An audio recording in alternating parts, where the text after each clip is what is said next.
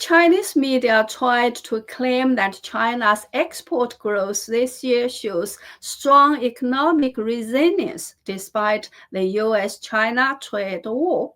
But in reality, this is the final struggle of exporters. They are dumping inventory at any cost so they can at least receive export tax refunds. Some even sold off factory machines. This is a desperate, dying struggle. So the monthly table shows until September, exports were still rising, with September growing 8.22%. But in October, the numbers suddenly dropped to negative 1.17%. This means China's export industry will now shrink rapidly. China's last fig leaf have been torn off.